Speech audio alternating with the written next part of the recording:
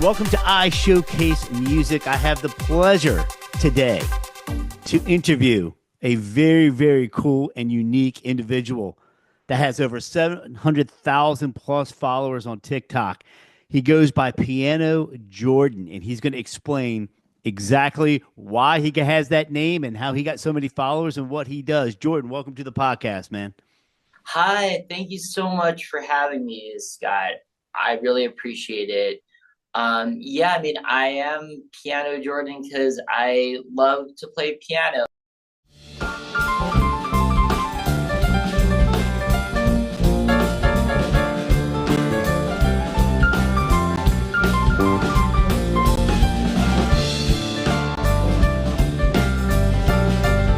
Give it up for Jordan. I'm a singer-songwriter and I'm a performer and I figured out like on TikTok specifically during the pandemic I decided to start making these piano karaoke videos, piano instrumental, and write the lyrics, and they really blew up. Man, you have some really good chops as a piano player myself. I've been watching your Oh, videos.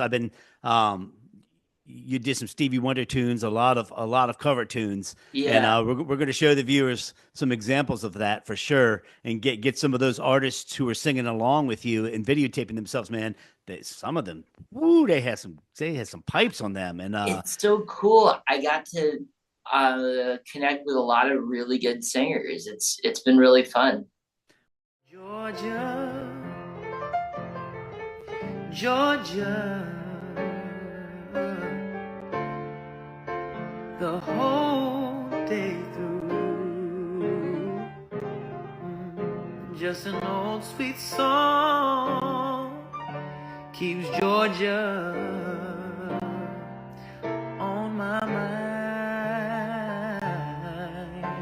I love him, but when the night is over, he is gone. The river's just a river.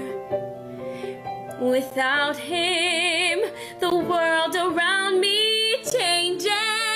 The trees are bare and everywhere the streets are full of strangers. well, I was looking at your bio, and we on one of my other podcasts, we have this game that we play. Every time you mention a celebrity, you have to drink. And after I got done reading your bio, man, I was feeling no pain. No, I'm joking. We were, yeah. I mean, you've worked with some really, acclaimed musicians like Jim McGorman. I'm reading off of this, and you can talk more about it. Jesse Field mixed your album, and you've done stuff. I saw some stuff with Halle Berry and Andy Grammer, and they're catching on to this whole karaoke's huge. It's not just huge in Japan anymore. So what impresses me, there's a couple things that impress me about you. So let me brag about you. First of all, you have reached my dream that I have not reached.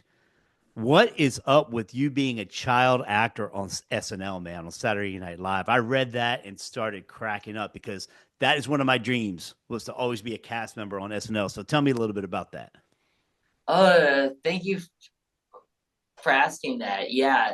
So that was really fun. So I started out as a child actor when I was around 7 years old, and then I went on a lot of auditions, and I had a manager who booked me when I was around 9 for the first time on Saturday Night Live. And the first couple of times I didn't have a line, but I was on a total of like 9 times after that, and I had some lines, and I was really nervous about saying the line live on live television, but it was an exhilarating experience. I was on when Will Ferrell was in the Okay, cast. I was going to ask what cast, what exactly, like, you're Yeah, not old enough to be John Belushi, and you're no, probably not no, old enough for Eddie Murphy, but Will Ferrell, okay, that makes sense. yeah. So it was the late '90s. It was like from '96 to I was on it like 2003 or something. So between those years, um, whenever they needed an extra kid in a skit, and I was also on Late Night with Conan O'Brien, which filmed in the same Oh, building in Rockefeller Center. Um, so I was on that show also, but and my biggest thing was I did Les Miserables on Broadway when I was a kid. oh, really? Yeah, and that Andrew was Lloyd Webber. actually, so yeah, Les Miserables. It was actually Bouville and Schoenberg. But yeah, it's I was really, yeah, I'm so grateful for those experiences. And certainly those experiences shaped who I am as a performer, and especially being in the musical Les Mis with all those amazing songs that really inspired me as a musician to play as much music as I could and just develop a real love of music and performing. Which is a great segue and transition into your new single that's coming out in June and your new album. Man, I just took a listen to it. It's really a unique song. It's really Thank good. I you think you so already much. won an award for it. Yeah, the Global Music Award. Is that right? Yeah, thanks. That was actually those awards was actually for my first album. Okay. All right. Thank you for clarifying. Yeah, and I haven't actually released that song yet. So hopefully let's all manifest the next award and the next release, and because I am really proud of this song. Like Me and Follow Me. It's kind of a little cheeky, and it's meant to kind of put a smile on your face, but also be a thought provoking sentiment about like, oh yeah, like we're this culture of needing to be liked and needing the approval and the attention, but also that everybody just wants to be liked and appreciated. And the other thing that the song is about is just just not being able to stand rejection, and just it's this idea just to that we all want to be liked, and we all want to appreciate each other, and also about how social media has the power to connect people, and it should really be more about connection. And actually that's a segue in the reason I got popular on TikTok was because I shifted my state of mind to, it wasn't just about me, it was about how can I use my talent to offer something to other people And make people happy. And and that's what make people everybody I see happy, on there. Yeah. Yeah. make people happy. And yeah, there's a lot of like like recently there's a lot of comments about, I posted a piano cover of Once Upon a December from Anastasia, and much to my surprise, I got a lot of comments like, I used to sing this to my baby, or my mom used to sing this, and this reminds me of my mom, and thank you so much for. And I get some comments like, oh well, like this made me really happy. I was in a bad mood, and your video came on, and I started singing, and I felt great again, and stuff like that is really, it's really cool to hear, like the power of music and the power of social media, and to use that power to connect and lift people up, I think. Yeah. I saw some Billy Joel. You do a lot of Billy Joel covers. I think it was Yeah. his birthday or something. Yeah. That was a really nice tribute. Your original stuff. And let me just clarify that global musical word. The album was "Sun Inside You," correct? Correct. That's Correct. what you wanted for. So Yes. definitely go out and check out the original. So with iShowcase Music, man, I mean, I love how you found your niche on TikTok. I love how I'm impressed by how many followers. Oh, that's it right there. Excellent. Sun Inside You. Nice, man. Very nice. Congratulations on that. I can't wait for the new one to come out. It says Yeah, you're saying June you're going to yeah. drop it, so that's good. And the single you're going to drop the single. We're going to let the viewers hear a little snippet of what's coming with the song we were just talking about. That the first single you're going to drop, but the whole Actually, album is going to be out in June. Is not that the whole correct? album, Just the single. Okay, cool. just the single, and then the album probably by the end of the year.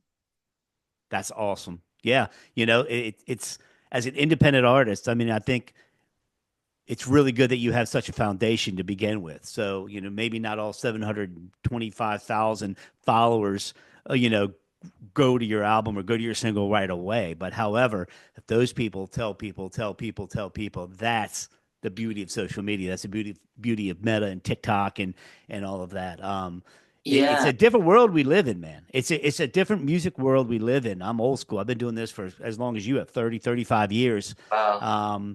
And yeah, it's if you can adapt and you can adjust and you can relate to people and make people happy and put out good music like you're doing, it's a winning recipe. I mean, how many people can say they do what they love and are able to make a living at it? Yeah. Yeah. Yeah, absolutely. I mean, I feel so grateful, and the other thing is like I have all this this music, all these songs that I posted, and it's been hundreds of songs at this point, like cover songs, um that I just love to play. It just makes me so happy to play these, and it makes me happy to create videos that could be interactive for people. I had a business question for you as far as the because a lot of this has to do with music business as well. The rights, because TikTok pretty much pays for the rights of the songs. I mean, they'll pay the royalties out because you're the original artist performing the music, so you technically own the sound recordings of these cover songs you're performing. Do you have to register, or you just jam it out and TikTok takes care of it from there? Yeah, I mean, to be honest, I don't really know. What I do know is that um well, for the most part, um because my piano version is a little different than the original one, that they don't, it's like considered an original sound or something. Right, it's your But original recording. I think what it is, it's content ID. So same with YouTube. What happens is if they sound, say you play Piano Man or something like that, the content ID will pick up, and I believe, don't quote me on this, I'm not an attorney, but I play one on TV. Joking. That content ID will automatically just transfer, and boom, then the royalty goes to the songwriters and all that. However, you still own the sound recording. At least that's how it works on YouTube. YouTube picks up everything, and if they haven't reached out to you or you haven't had any issues, and you have as many songs as you have, which are really good, and you're also throwing in some of your originals, man. yeah, I'm noticing that, which is awesome. People want to hear what yeah, you're all about. Like me, follow me, search for me until you find a fantasy. Oh, like me and follow me, it's the only way my brain releases dopamine. Oh.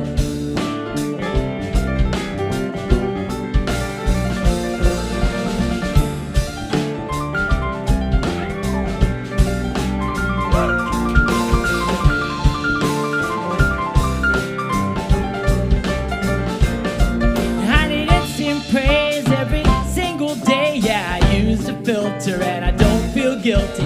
And I wonder if you're insecure like me. Wonder if you're an attention whore like me. At the end of the day, at the end of the night, everybody wants to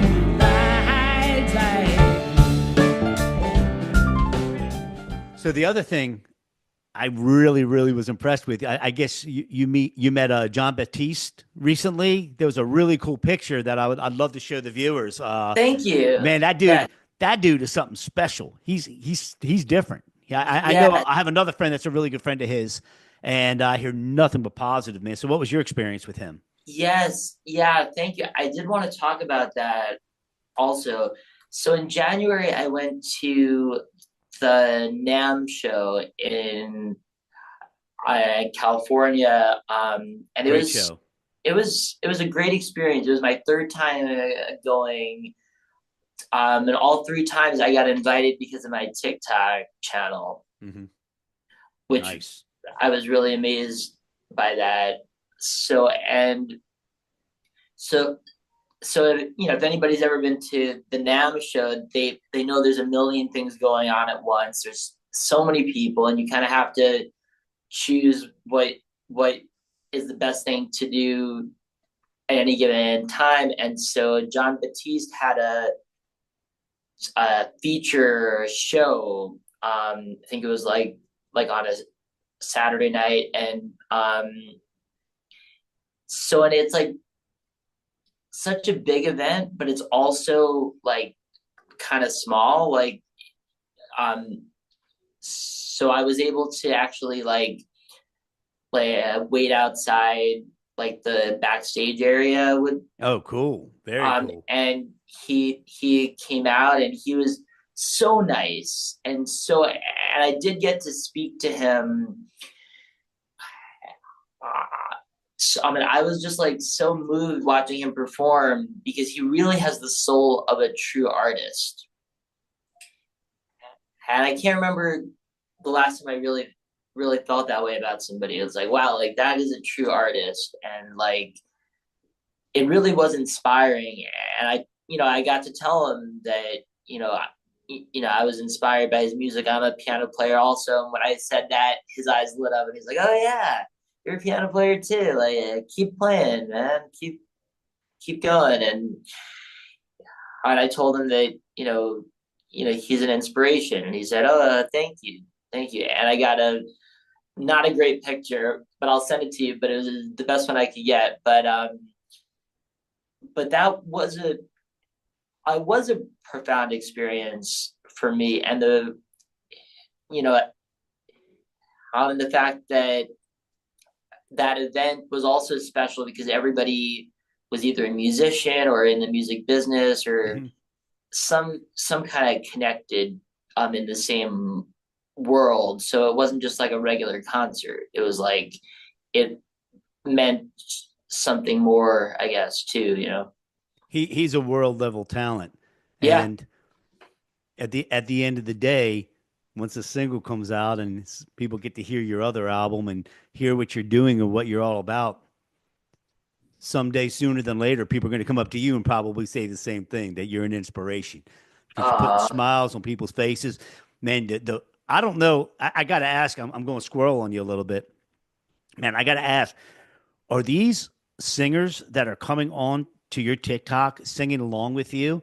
Are they just random, or are you seeking them out, or like? Because man, there was a gal that was just smoking, and then the other guy was just phenomenal. But these singers that are singing along are like, I'm like ready to sign whoever I can because if they're not, they're just great. How are you finding them, yeah, or is it random?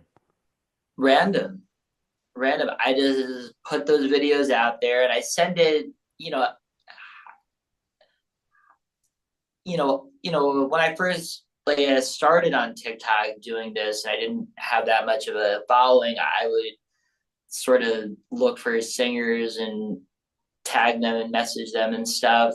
And then my my first big viral video of the piano karaoke was Bohemian Rhapsody, That's not an uh, easy song. which is a great song. And Great song, but not easy so to play.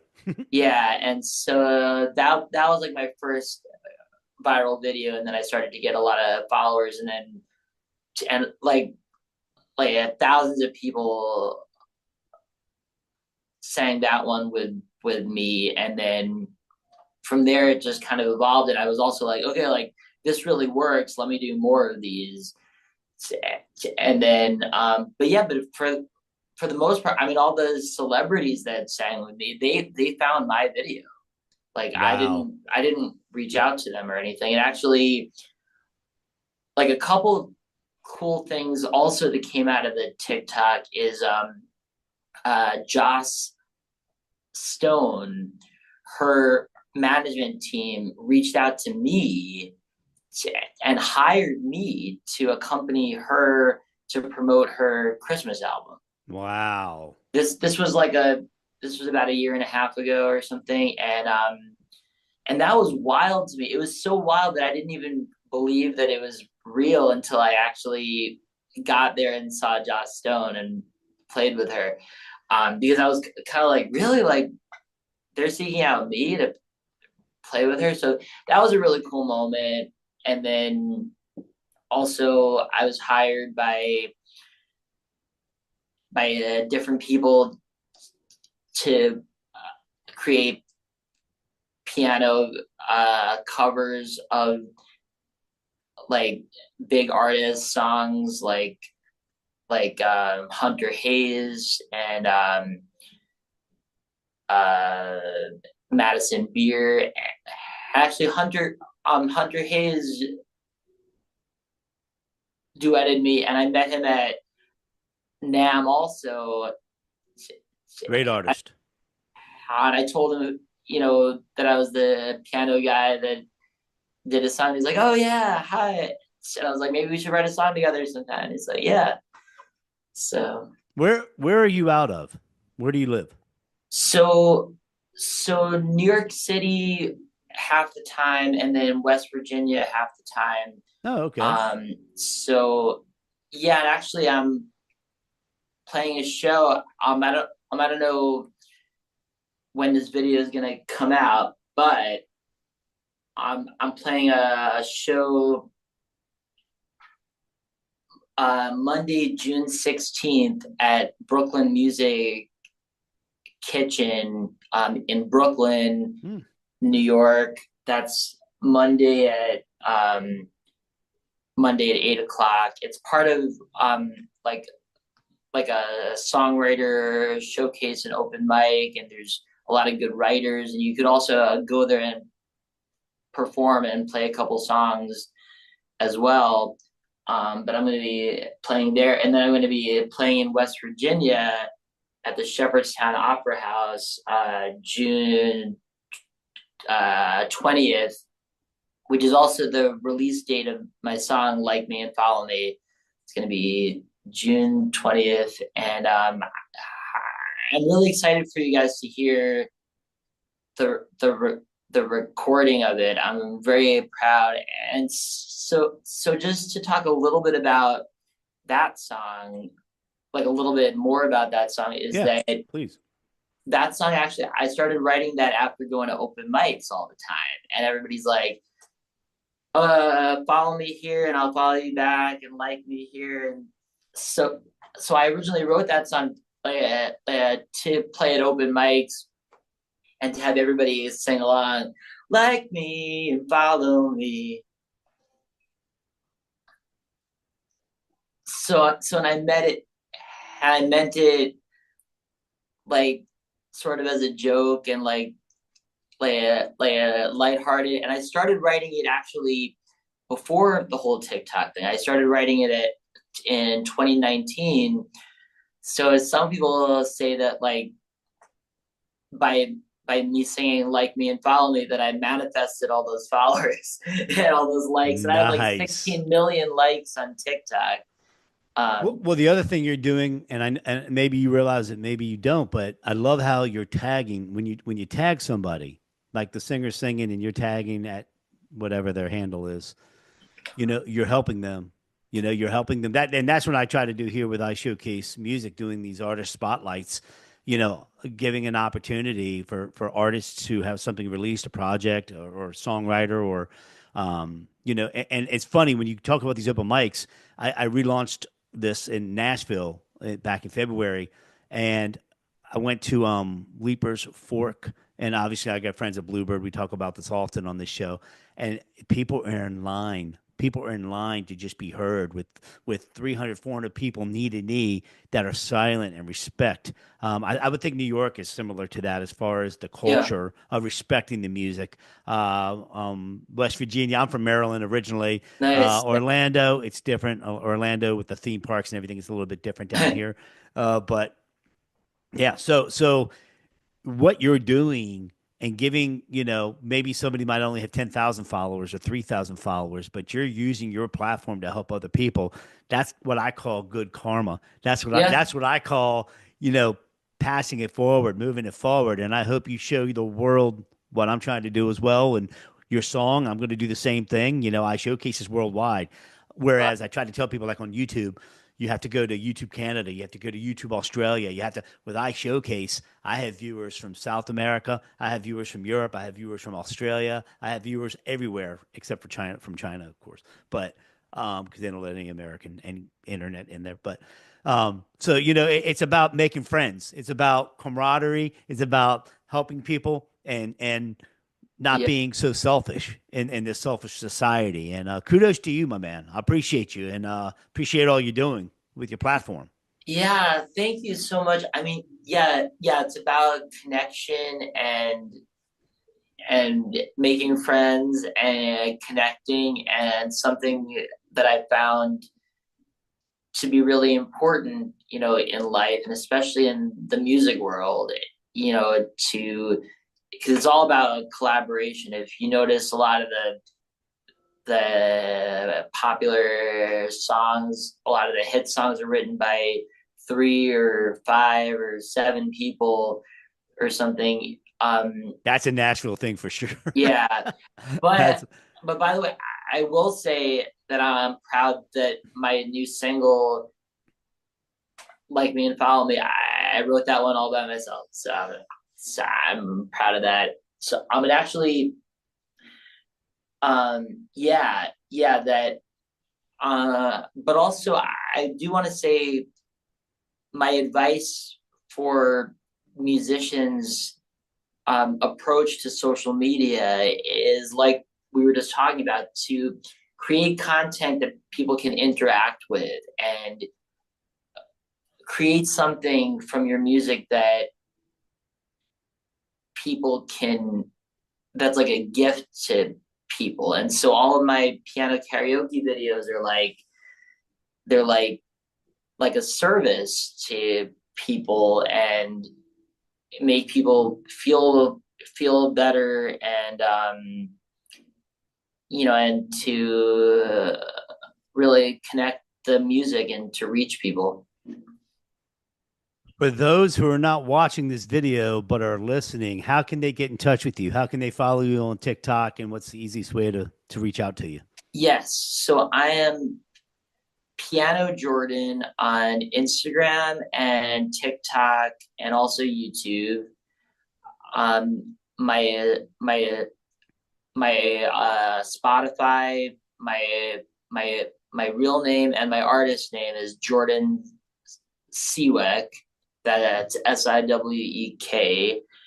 So I just use my real name for all my releases. My album is called Sun Inside You, and the new song is called Like Me and Follow Me, and that's going to be released pretty soon, and I'm excited about that. And yeah, I would say also my advice for songwriters on the, is it's not a bad idea to make like an open verse challenge where you sing the chorus and then have some empty space for somebody else to invent their own piece of it or something. I've seen a lot of accounts really grow on TikTok specifically from that sort of interactive approach.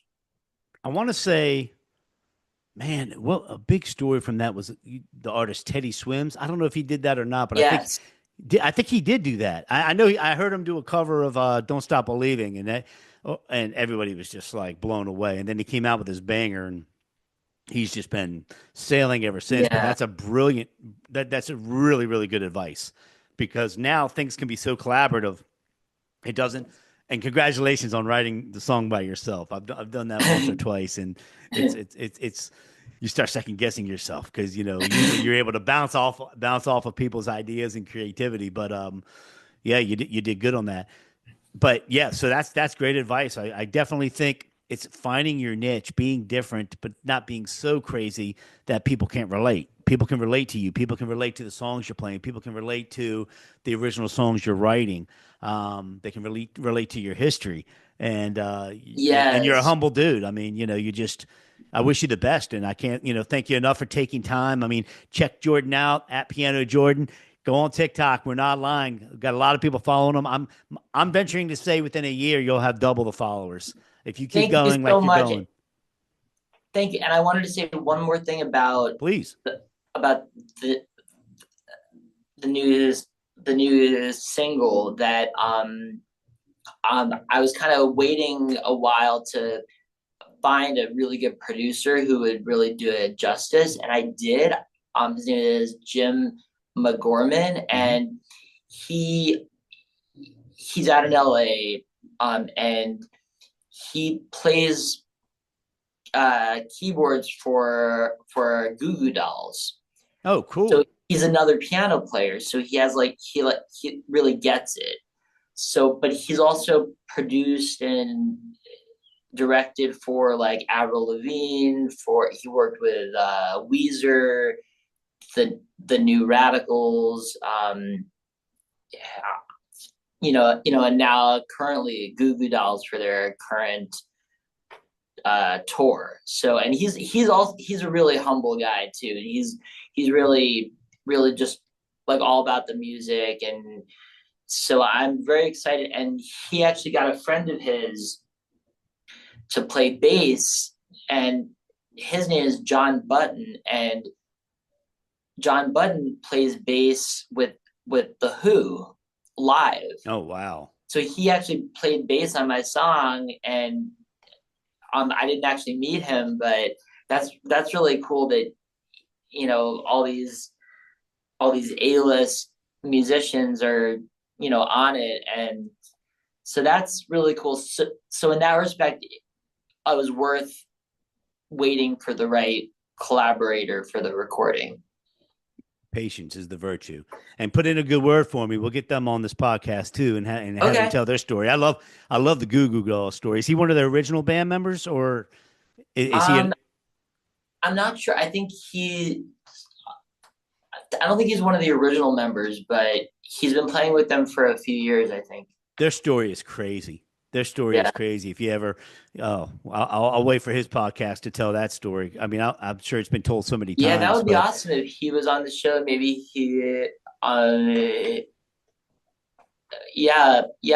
maybe he could get other people on your show too. Dude, I can do up to 50 people, even 100 people. So bring you back on. I'd love to invite you back on, have him come on, have your bass player come back on, and we just have a bunch of boxes from all over the country.